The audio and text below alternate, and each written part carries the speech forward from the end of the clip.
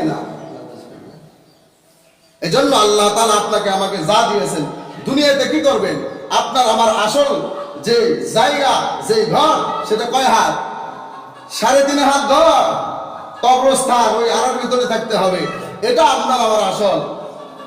কিন্তু দুনিয়ায় এত ভোগ বিলাসে থাকার জন্য যদি একটা মিথ্যা কথা বলে ফেলে দেন, আপনি তো চলে যাবেন। এই মিথ্যা কথার মান আপনার সন্তান, আপনার স্ত্রী, আপনার যেগুলো আহার পরিবার আছে, এইগুলো মানুষরা আরাম আয়েসে ভোগ করবে, আর আপনি আমি কবরে তার আযাব ভোগ করব।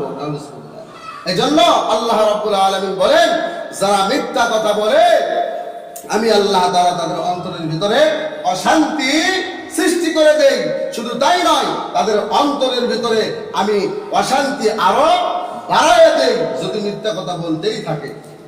শুধু তাই নয়, আল্লাহ তাআলা তার পরের অংশে বললেন, ওয়ালাহুম আযাবুন আলীম, আমি আল্লাহ তাআলা তাদেরকে শক্ত আযাবের ভিতরে গ্রেফতার করে ফেলে দেই।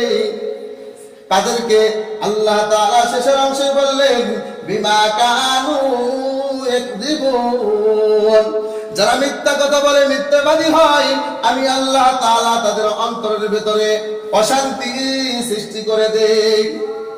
আল্লাহ তাআলা বলে, বান্দা, আমি আল্লাহ রাব্বুল আলামিন তোমাদেরকে জবান দান করেছি।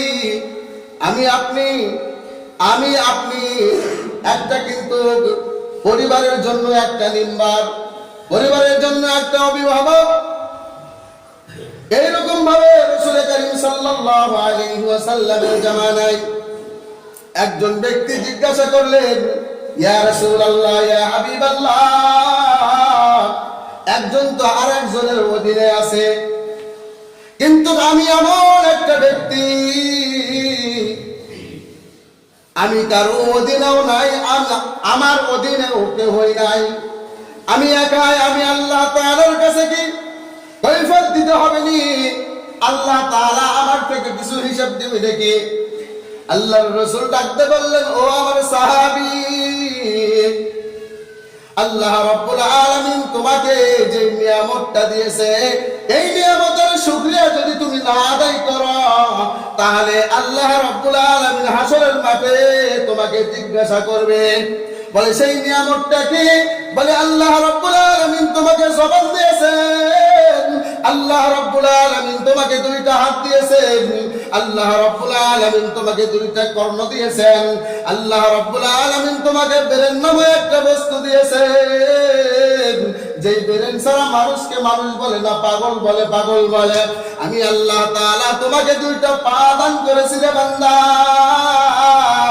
এইরকম ভাবে রাসূল বললেন, ও আমার সাহাবী, আল্লাহ তাআলা তোমাকে এইগুলো অঙ্গ প্রত্যঙ্গ দিয়েছেন, এই অঙ্গ প্রত্যঙ্গের হিসাব কিন্তু আল্লাহ তাআলা হাসরের ময়দানে নেবে।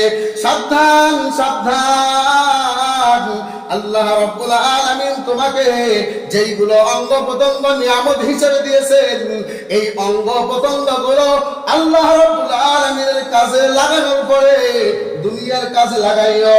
আল্লাহ তাআলা তোমাকে কপাল দিয়েছেন, অনেকের কপালের উপরে একটা বড় একটা টিউমার হয়ে আছে, অনেকের গলার ভিতরে ঘাট লাগায়া আছে, অনেকে কথা বলতে পারে না, তুতলায়া তুতলায়া কথা বলে।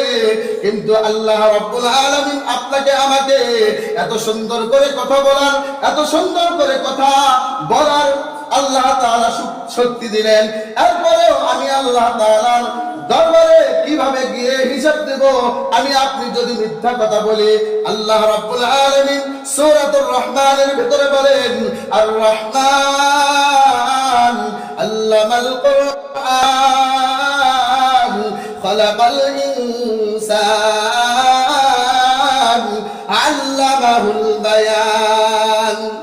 আল্লাহ রাব্বুল আলামিন নিজেই বলেন, আর রহমান, বান্দা আমি আল্লাহ কিন্তু রহমান, আমি আল্লাহ কিন্তু দয়ালু, আমি আল্লাহ দয়ার সাগর।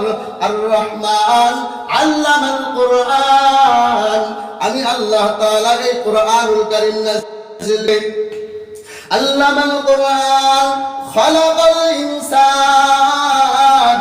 এরপরে আমি আল্লাহ তাআলা মানুষ সৃষ্টি করেছি। আমি আল্লাহ রাব্বুল আলামিন মানুষ সৃষ্টি করেছি, খলাকাল ইনসান আল্লামাহুল বায়ান। ও বান্দা, তোমরা যেরকম ভাবে এই জবানের দ্বারা কথা বলো, আমি আল্লাহ তাআলা এই বাক শক্তি তোমাদেরকে দিয়েছি।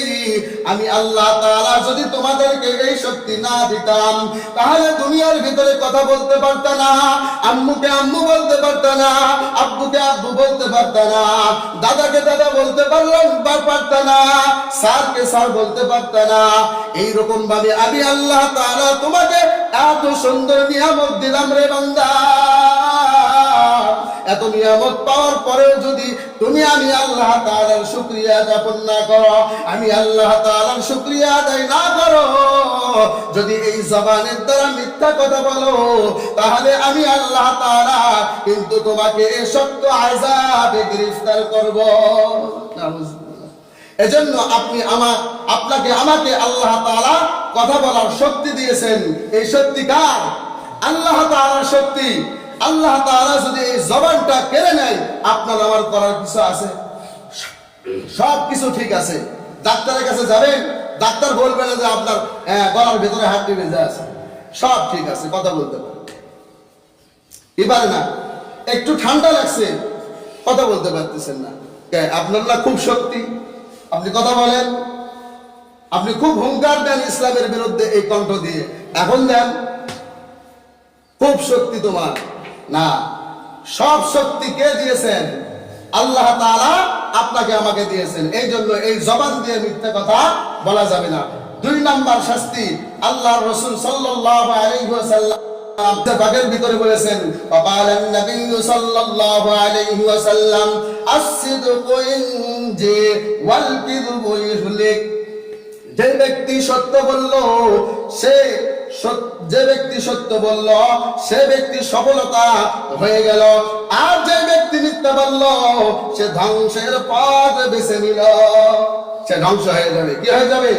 যে ব্যক্তি মিথ্যা কথা বলে, এই ব্যক্তি আস্তে আস্তে আস্তে আস্তে দেখবেন ধ্বংস হয়ে গেছে।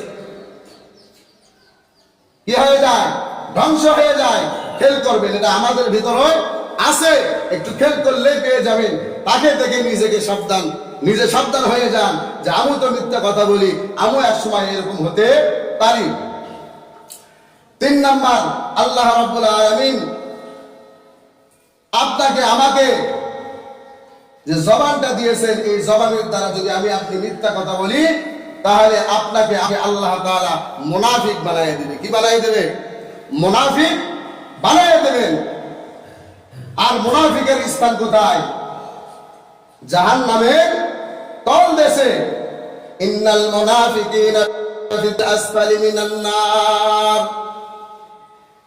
এই জাহান্নামের তলদেশে আপনাকে আমাকে রাখবে। ওই যারা কাফের মুশরিক তারাই উপর থাকবে, তাদের আযাব কম হবে। কিন্তু আপনি মুসলমান হয়ে যদি ইসলামের বিরুদ্ধে আচরণ করি, মিথ্যা কথা বলে মারা যায়, তাহলে আপনার আমার নামটা কাদের খাতায় থাকবে? যারা মুনাফিক, কথায় কথায় মিথ্যা কথা বলে, এটা মুনাফিকের 1 নম্বর আলামত। 2 নম্বর আলামত হচ্ছে মুনাফিক আমানত তার কাছে কিছু রাখলে সেই জিনিসটা আমানতে রাখে না, আমানত নষ্ট করে ফেলে দেয়।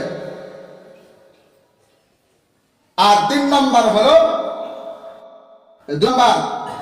ওয়াদা দিলে, ওয়াদা করলে সেই ওয়াদা পূরণ করে না।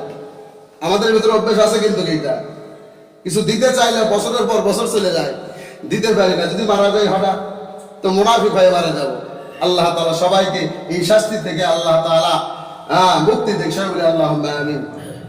2 নাম্বার গেল। 3 নাম্বার, 4 নম্বরে হাসরের ময়দানে আল্লাহ তাআলা ফুজ্জার বলে ডাকবে। ফুজ্জার বলে আপনাকে আমাকে সম্বোধন করবে। ফুজ্জারের অর্থ হলো পাপী, পাপিষ্ঠ বলে হাসরের ময়দানে আপনাকে আমাকে ডাক দেবে। 5 নাম্বার, আল্লাহ তাআলা কাজ্জাব, মিথ্যাবাদী বলে আপনাকে আমাকে সম্বোধন করবে হাসরের ময়দানে। হাসরের ময়দানে যদি এইগুলো বলে আপনাকে আমাকে ডাকে, তাহলে কি অবস্থা হয়ে যাবে? এমনিতেই তো পেরেশান, তার ভিতরে আবার গুনাহগার বলে ডাকতেছে।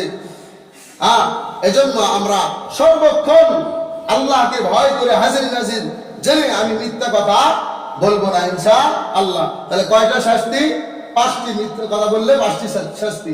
এক নম্বর, আল্লাহ তাআলা অন্তরের ভিতরে আল্লাহ রাব্বুল আলামিন অশান্তি সৃষ্টি করে দেবেন। দুই নম্বর, যে ব্যক্তি মিথ্যা বলে সে ধ্বংস হয়ে যাবে।